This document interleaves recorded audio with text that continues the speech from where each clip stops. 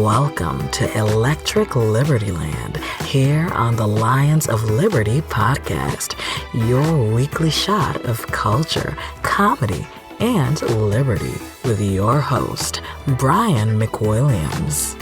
Hello again, everybody. How's everybody's morning going, or afternoon, I guess now?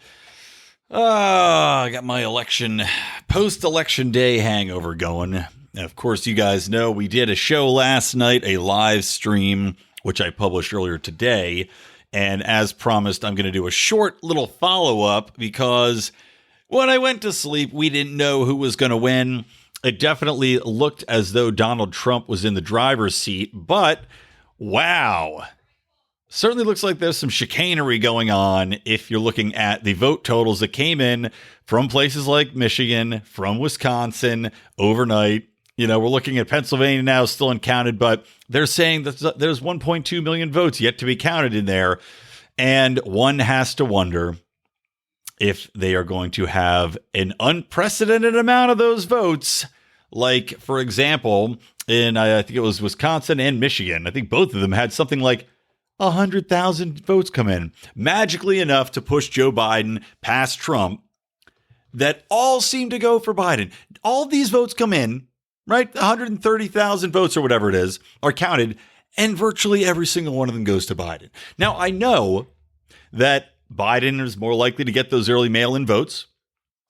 We know by far the Trump voters went in person. They didn't trust the mail-in process as much, but you got to think that some of those would have, right?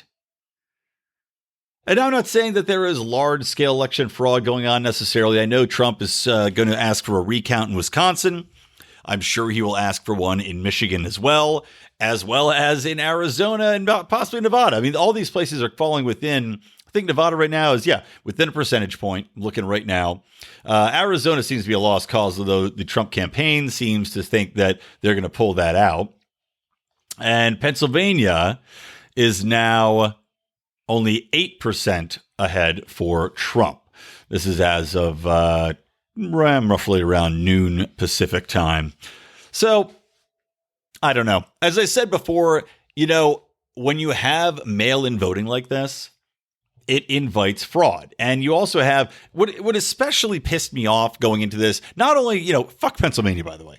Fuck Pennsylvania in the fucking ass for doing this bullshit, for not getting their crap together. I know by state law, they're not allowed to open the ballots before. Well, then change it. Change the law to enable you to open ballots before. And every other state did it.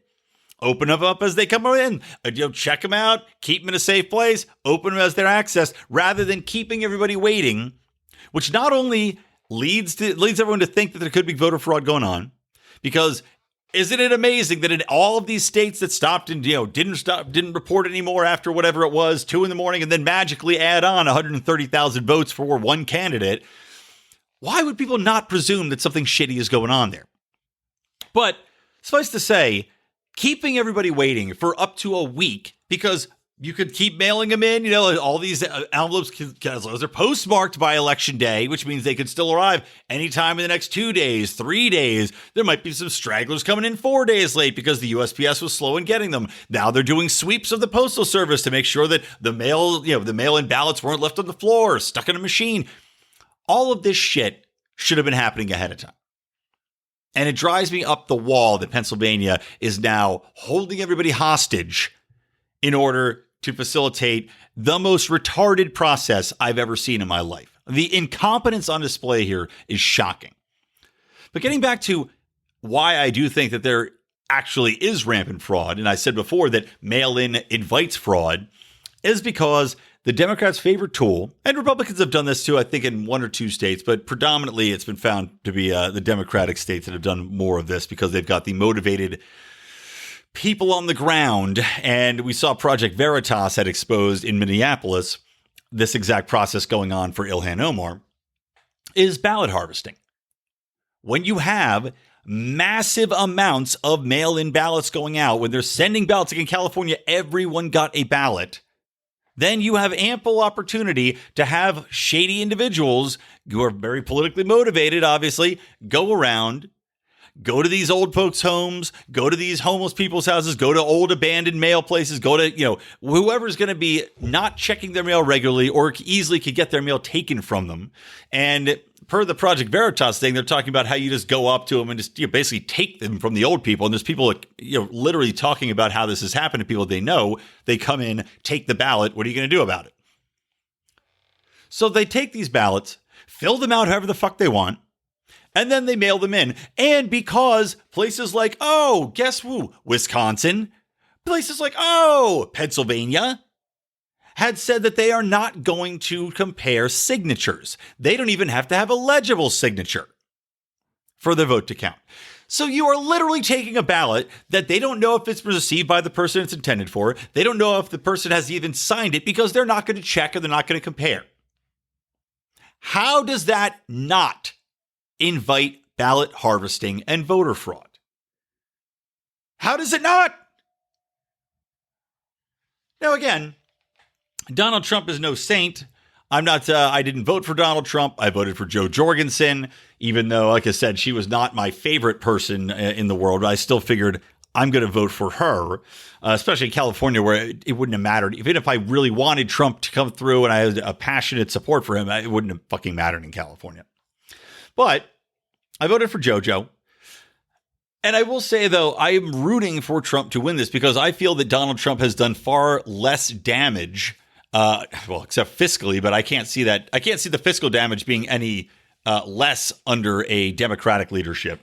But he has not continued to, or I should say, he has not started new wars. He's done a fair decent amount with regulations.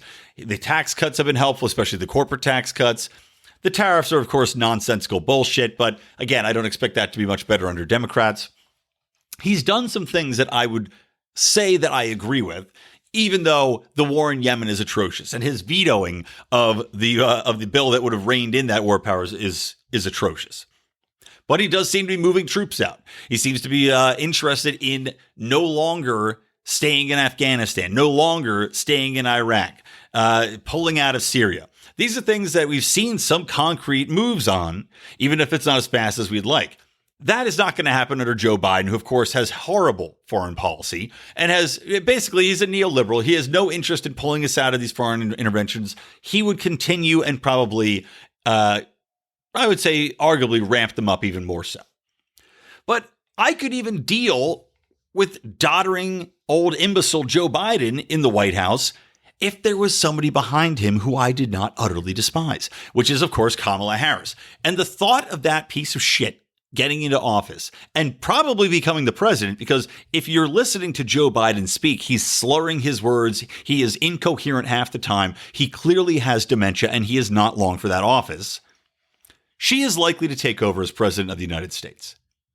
This horrible, garbage human being who has literally slept her way into positions with Mayor Willie Brown in San Francisco, used every means of underhanded, dirty tricks, denying people DNA testing to keep a man on death row, denying people access to evidence, draconian enforcement of laws, threatening people that had, basically working mothers or women that were barely basically staying off the streets by pennies on the day, whose kids weren't going to school, threatening them with throwing them into prison. Just a real garbage human being is now who's going to be in the White House and in all likelihood leading the nation.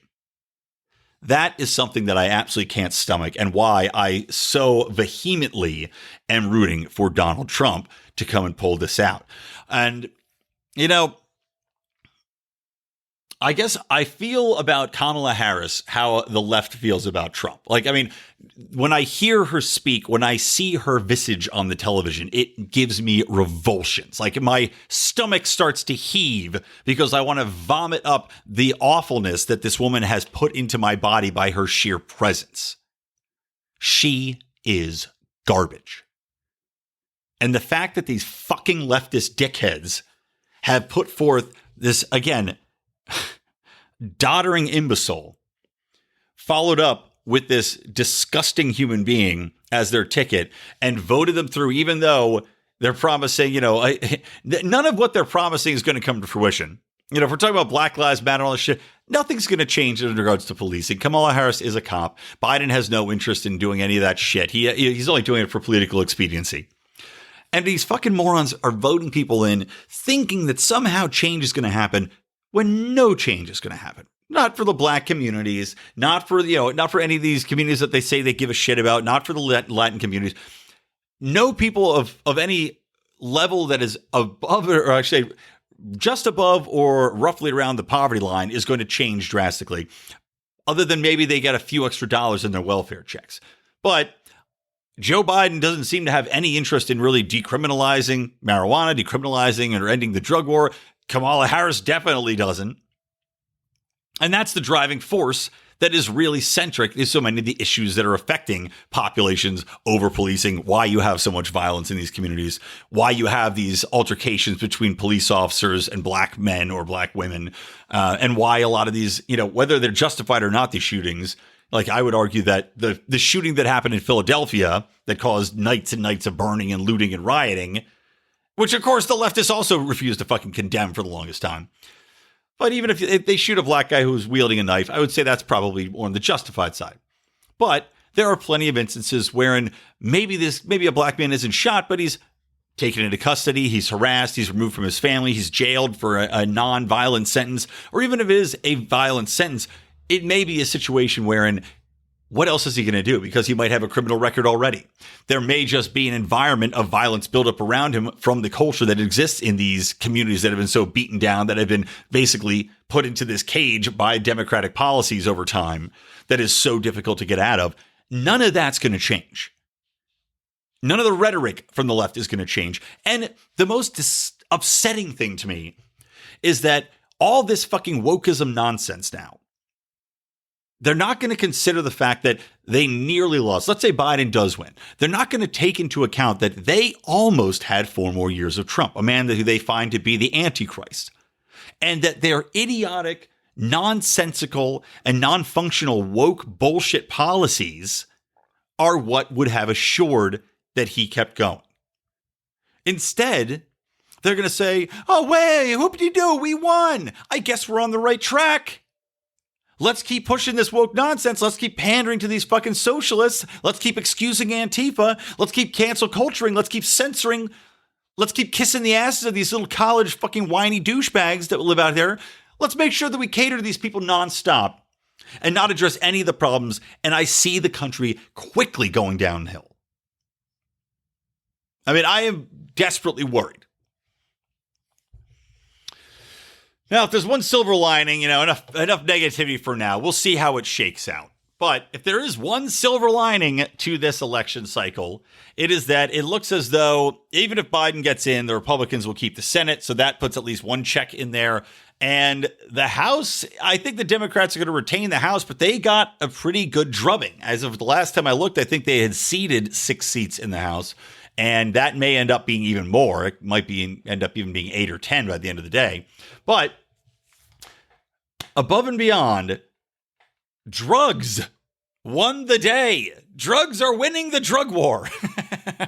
Thank God for that. And hooray for drugs. Because we saw in New Jersey, they legalized marijuana. We saw that in, I think, several other states across the board, they either decriminalized or legalized marijuana. And Oregon became the first state in the United States to decriminalize possession of cocaine, possession of LSD, I believe psilocybin, whatever, magic mushrooms, psilocybin, I think that's the word. So that got on there. And that's just fucking awesome. Because at least, if there's one thing, at least we can get with the left on the drug war. At least under the presidential ticket, we can get with the left on the drug war. And you're finally seeing that this old school connotation that the drugs are going to be bad and the drugs are a gateway to all sorts of these horrible things is finally falling to the wayside. And we see that it's not the drugs that are the problem here. It is enforcement policies and prohibition around the drugs that is ruining lives. Because if you have something legalized, if you have it decriminalized, and if you have it out in the open, like they do in Peru, I'm sorry, is it Peru I'm thinking of? No, I'm sorry, Portugal.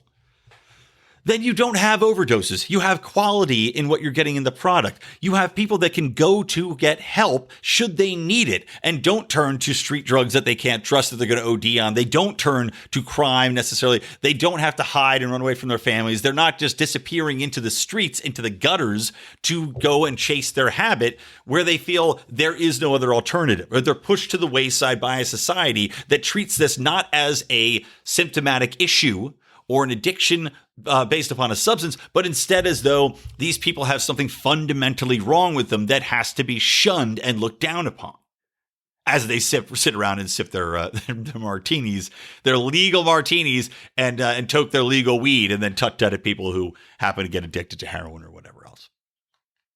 So that's a great step forward in realizing that, once you do embrace these things and look at them from a different way, that we can help society so much more. And just from a pure fucking status standpoint, isn't it so much better to have something, and from a libertarian standpoint, this is still the better way to look at it as well. I would rather have something legalized and taxed than have people's lives literally being ruined and have them being thrown into cages and having their freedom removed and their future freedoms, rights to vote, rights to bear arms, etc., taken away from them.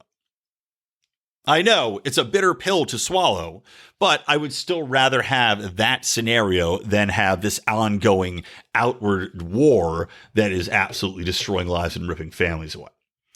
Now, a couple of interesting things. Here in California, we had a lot of ballot measures that really pissed me off, which is why I had to make sure I was going to vote, because I wasn't necessarily so inspired by Joe Jorg that I would have gone to the ballot box on voting day. I went before voting day, actually, because California, unlike fucking Pennsylvania, did it the right way and actually had voting centers where you could go vote in person for 2 weeks leading up to it, as well as mailing in. And also, you could go in person and change your vote, should you so desire, even after mailing it in by going to a voting center. It was a fairly simple process. I didn't have to wait in a long line or anything. But these ballot measures on there were some important things. And one of them, which is definitely going to pass, but passed to a shockingly low number, was Prop 22, which Prop 22 was one of the most expensive ballots ever. I mean, there were, I think, like hundreds of $1 million spent on this stuff by Uber and Lyft and other delivery, DoorDash and these other basically tech companies that are using gig labor. And I talked about how California, again, leading the nation in fucking absolutely buttfuck retarded policy. California had a bill called AB 5, which essentially outlawed gig labor to a large extent. And this really screwed over writing populations, people that were freelance writers. It screwed over delivery drivers. It screwed over, Lyft drivers, anybody that's kind of taking a gig as it goes, because it mandated that these people be given full benefits, full 40-hour work weeks, and all this other stupid union-driven garbage, which, of course, like anything, only serves to boost their own industries up while crushing competitors that were putting them out of business, and for good reason, because they had a vastly superior product that everybody was using. So what happened?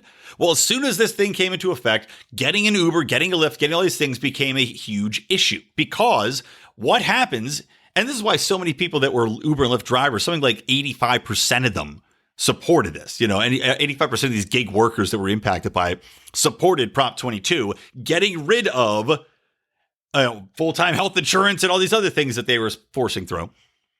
Because most people doing these jobs, just like most people that are doing minimum wage jobs, are not doing it for a living. They're doing it as a part-time job or an introductory job or a stopgap on the way to doing something else.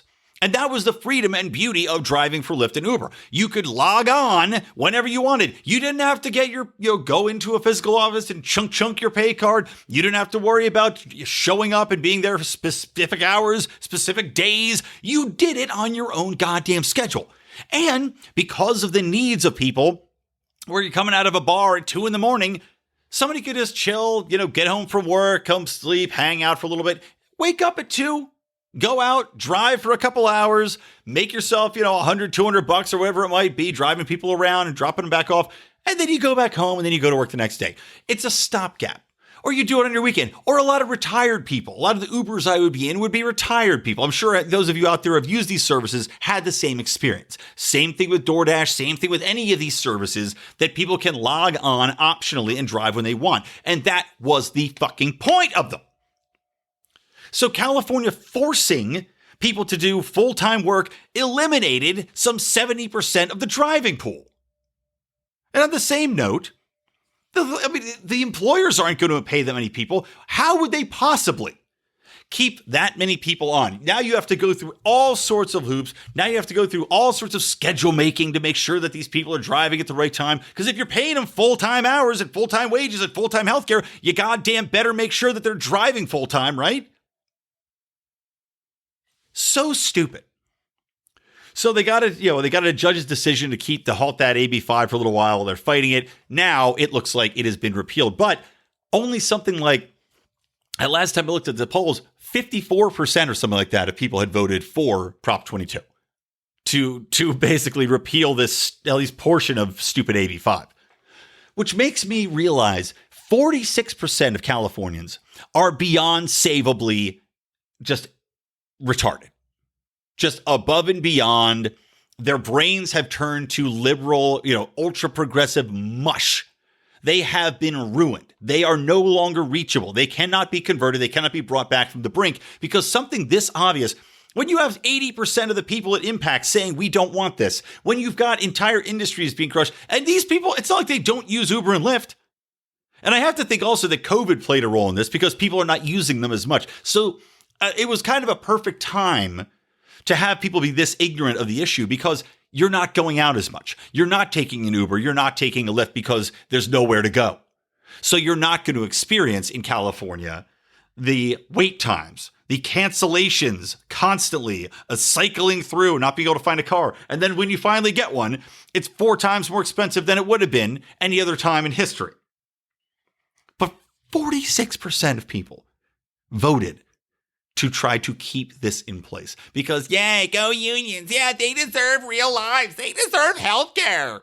Just because someone drives an Uber doesn't mean that they should not be able to go to the dermatologist if they think that they have a herpes sore. I fucking hate the people in this state. I hate them so much.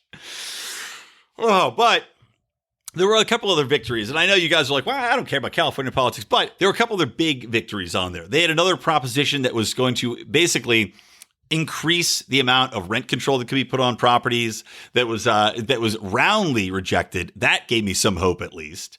And that, I think, was something like 59% of Californians rejected it. But that at least gives you hope that people are actually trying to understand or starting to understand the real issues behind housing shortages and how this is not something that can be wished away by rent control. Because rent control actually keeps people that should not be in those houses, that don't need to be in lower rent areas, keeps them embedded in there. It keeps them basically squatting in these places for years and actually stymies the housing supply. Because if you've got people that are forced to undersell their property, you discourage new property building. Now, there's a lot more that goes into this because California also has all these environmental regulations which are used by the NIMBYs to stop new construction. They mandate that you have to have low-income housing and low-income units in anything you build. There are years and hundreds of thousands of dollars of red tape and permitting and all this other, just all these barriers to creating new housing in California, and they keep tacking onto it. So it was refreshing to see this rejected. Another one I voted on, which would please Felony Friday's John Odermatt, is that California voted to give back voting rights to felons. And now I'm not sure the exact specifics. I'd have to reread the bill, but it wasn't every single felon, but I believe it was something like, maybe like nonviolent felons or something like that coming out. So that was excellent to see. And again, another resounding victory for simple justice. The only drawback of it was that, I looked at the cost of everything and it was projected to cost a couple more million, which pisses me off, but whatever. California has been taking so much money from so many places and throwing it down the garbage for so long that it was good to see that. Another one I have to see if it passed was, and I voted against, was, again, every ballot measure ever in California has more money to be diverted to schooling. So I vote no on every single one of those, but I'm sure it passed because they always pass. They always pass because people are stupid and they don't realize that 99% of the time these go into slush funds. They don't go to fix the roads. They don't go to fix the schools. They just go into the union's pockets, or they go into, as I said, the slush fund for the unfunded liabilities, which are crushing every state. And California is right in there with all the other states out there, the Illinois of the world, where these politicians promise the world to unions. Then they kick the can down the road and they say, okay, well, we'll push this forward and we'll fund this. We'll worry about this guys, 35 years from now when all these people are going to retire. And now, whoops, billions of dollars in budget shortfalls. So maybe fun approaching that fiscal cliff. Anyway, that's all I really had to say. Maybe I'll tack on one more thing. It's just, the polls, once again, and I have to toot my horn, and most of the lines were right about this. We were talking about how the polls were so off, and clearly and obviously definitely off. Like, you heard the debate recap, the Lions and the We Are Libertarians guys were going back and forth on the polling. I couldn't believe the faith that Chris and Reinhold had in the polls, Chris to a lesser extent, but I just, why would you ever think the polling would be accurate? You're seeing the quote-unquote shy Trump voter here. I mean, in what world would you not think it would be more profoundly pronounced after 4 years of attacks, of Russiagate, of cancel culture, of college, these whiny little turds on college campuses marching around, of people being fired for their political opinions? Why would anybody think the polls are accurate?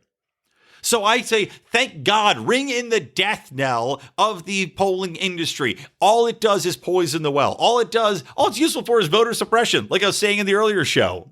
I still think it's hilarious, by the way, that the Democrats talk about voter suppression and now this turnout. By the way, Trump got double the amount of black support that he got last time, and that's without all the Detroit votes coming in. We're still counting, but he doubled it from 9 to 18%. That was as of last night in the black men. Black women, I think, doubled something from like 5 to 9%.